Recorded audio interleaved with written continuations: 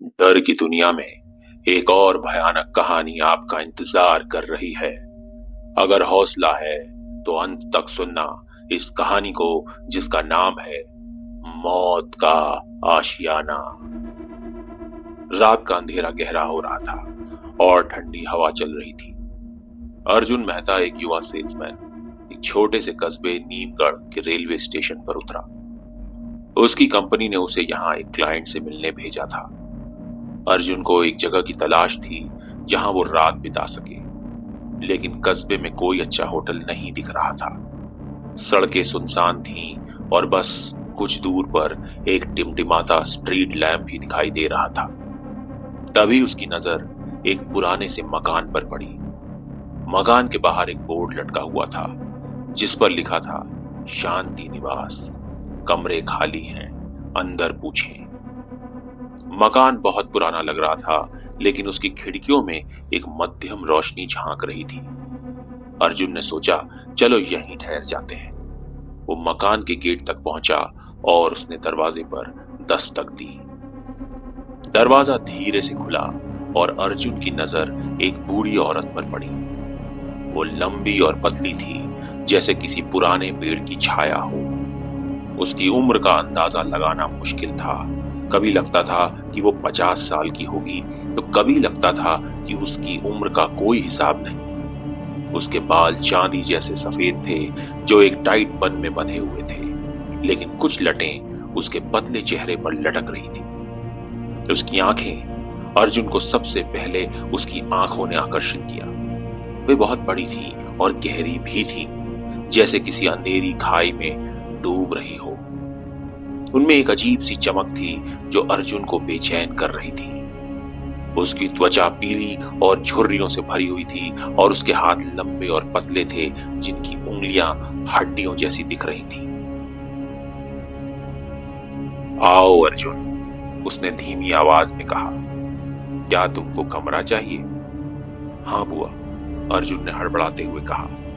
उसे समझ नहीं आया कि इस औरत को उसका नाम पहले से कैसे पता है, पर वो पूछने की हिम्मत नहीं जुटा पाया। हमारे यहाँ हमेशा जगह होती है, बूढ़ी औरत ने कहा। मैं शांति देवी हूँ, इस घर की मालकिन। तुम्हारा स्वागत है। अर्जुन को अंदर ले जाया गया। घर का अंदरूनी हिस्सा बाहर से बिल्कुल अलग था। दीवारों पर पुराने चित्र लटके हुए थे और हवा में एक अजीब सी बदबू थी, जैसे किसी चीज के सड़ने की। शांति देवी ने उसे बैठने के लिए कहा और चाय का प्याला भरकर उसके सामने रख दिया। ये लो अर्जुन, उसने कहा, ये चाय तुमको गर्माहट देगी। अर्जुन ने चाय का घूंट लिया। चाय का स्वाद कड़वा था, लेकिन वो कुछ कह नहीं पाया। उसने कमरे के चारों ओर नजर दौड़ाई। दीवारों पर लटके चित्रों में सभी युवा लड़के थे। कुछ मुस्कुरा रहे थे तो कुछ गंभीर, लेकिन सभी की आंखें उसकी तरफ टिकी हुई लग रही थी। क्या तुमको मेरा घर पसंद आया? शांति देवी ने पूछा, उसकी नजरों का पीछा करते हुए। ये सभी मेरे पुराने मेहमान हैं, बहुत अच्छे लड़के थे। अर्जुन को एक सिहरन सी लगी। हाँ, बहुत अच्छे हैं, उसने बिना सोचे समझे कह दिया। शांति देवी मुस्कुराई और उन्होंने कहा, मुझे लगता है तुम यहां बहुत अच्छे से रहोगे। अर्जुन को उसका कमरा दिखाया गया। कमरा छोटा था, लेकिन साफ सुथरा था। बिस्तर के पास एक पुरानी किताब रखी हुई थी। अर्जुन ने उसे उठाया और देखा कि ये एक मेहमानों की लिस्ट थी जो शांति निवास में पहले रह चुके थे। उसने पन्ने पलटे और कुछ नाम देखे। राहुल शर्मा, दिल्ली; विकास सिंह, मुंबई; अनिल गुप्ता, कोलकाता। ये नाम उसे कुछ जाने पहचाने लग रहे थे, लेकिन वो याद नहीं कर पा रहा था कि ये नाम कहां सुने थे। राहुल का दिमाग तेजी से घूमने लगा। ये नाम उसने कहीं पढ़े हुए थे।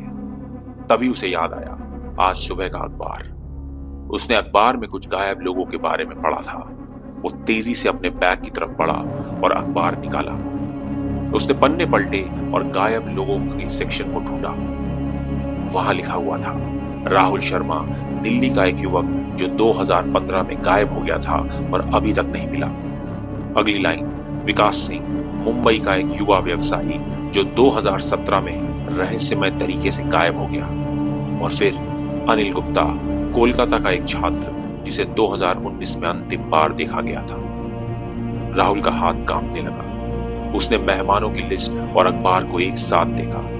हर नाम, हर तारीख, सब कुछ मेल खा रहा था। उसका दिल तेजी से धड़कने लगा और उसके माथे पर पसीने की बूंदें आ गईं। ये क्या हो रहा है? उसने खुद से पूछा। क्या ये सभी लोग यहाँ आए थे? क्या ये सभी लोग यहाँ गायब हो गए? तभी उसकी नजर लिस्ट के आखिरी पन्ने पर पड़ी। वहां एक नया नाम लिखा हुआ था जो अभी अभी जोड़ा गया था, अर्जुन मेहता, दिल्ली। रात के खाने के लिए अर्जुन को डाइनिंग रूम में बुलाया गया। खाना बहुत स्वादिष्ट था, लेकिन अर्जुन को भूख नहीं लग रही थी। शांति देवी उसकी तरफ टकटकी लगाए देख रही थी। तुम बहुत शांत हो, उसने कहा। मुझे शांत लोग पसंद हैं। आजकल के युवा बहुत शोर मचाते हैं, लेकिन तुम अलग हो। अर्जुन ने मुस्कुराने की कोशिश की, लेकिन वो अंदर से डरा हुआ था। उसके मुंह से सिर्फ इतना ही निकला, धन्यवाद शांति देवी। शांति देवी के चेहरे पर एक डरावनी मुस्कान थी।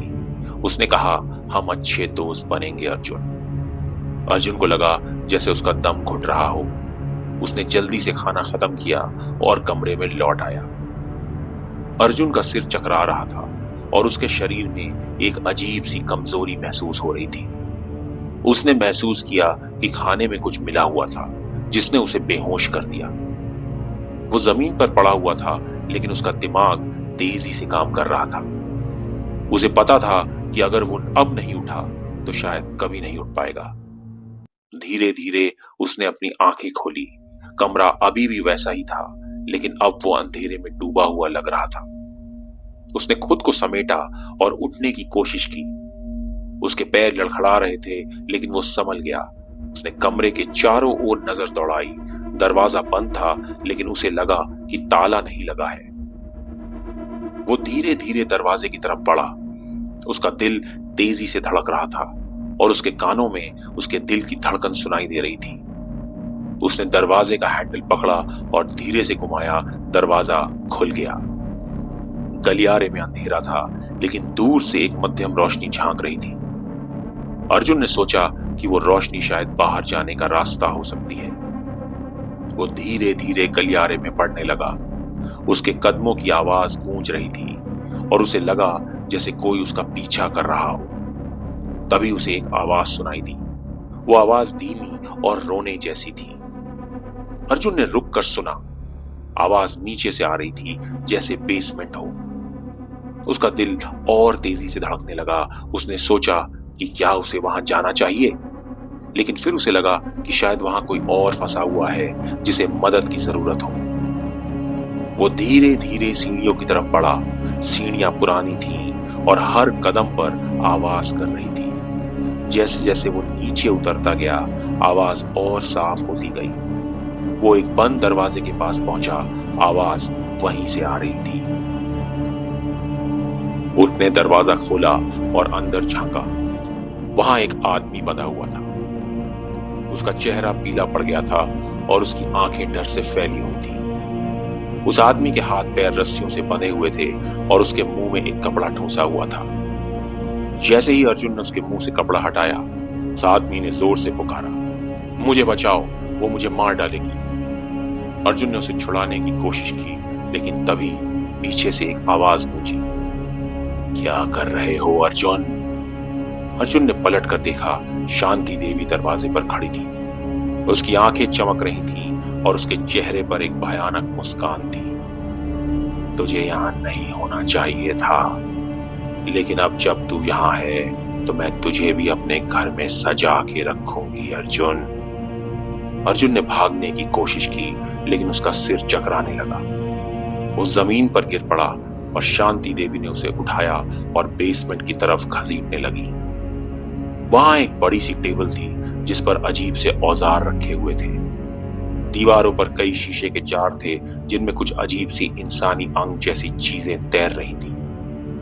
शांति देवी ने अपने बड़े से चाकू को चमकाते हुए कहा, मैं सुंदरता को सदा के लिए सुरक्षित रखती हूँ और तुम अर्जुन बहुत सुंदर हो। अर्जुन ने चिल्लाने की कोशिश की लेकिन उसकी आवाज नहीं निकली।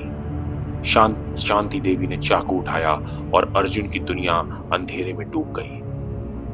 जब अर्जुन की आंखें खुली तो वो अभी भी बेसमेंट में था। उसने महसूस किया कि उसके हाथ पैर बंधे हुए थे और उसका मुंह कपड़े से ढका हुआ था। उसने आसपास देखा और शांति देवी को औजारों के साथ बैठे देखा। वो कुछ तैयारी कर रही थी, जैसे किसी बड़े काम के लिए। अर्जुन ने खुद को शांत रखने की कोशिश की। उसने सोचा कि अगर वो जल्दी यहां से नहीं निकला तो उसकी जान चली जाएगी। उसने धीरे धीरे अपने हाथों को हिलाना शुरू किया ताकि रस्सियां ढीली हो जाएं। उसकी कोशिश रंग लाई और रस्सी थोड़ी ढीली हो भी गई। तभी शांति देवी ने उसकी तरफ देखा। उसकी आंखों में एक अजीब सी चमक थी। तुम जाग गए? अच्छा है, मैं चाहती हूं कि तुम जागते हुए देखो कि मैं क्या करती हूं। अर्जुन ने अपनी आखिरी ताकत जुटाई और रस्सी को पूरी तरह से खोल दिया। उसने तेजी से उठकर शांति देवी को धक्का दिया। वो संतुलन खोकर गिर पड़ी और उसके हाथ से चाकू छूट गया। अर्जुन ने चाकू उठाया और बेसमेंट से भागने लगा। वो सीढ़ियों से ऊपर की तरफ दौड़ा और गलियारे तक पहुंच गया। उसने दरवाजा खोला और बाहर निकल गया। ठंडी हवा ने उसके चेहरे को छुआ और उसने महसूस किया कि वो अब भी घर के अंदर है। उसने तेजी से सड़क की ओर भागने की कोशिश करी लेकिन हर बार वो खुद को घर के अंदर ही पाता।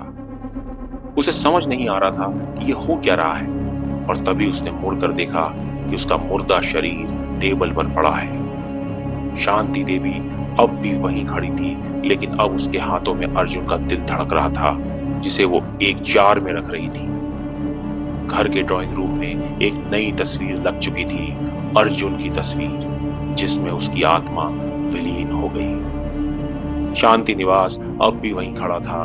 उसकी खिड़कियां अंधेरे में डूबी हुई थी।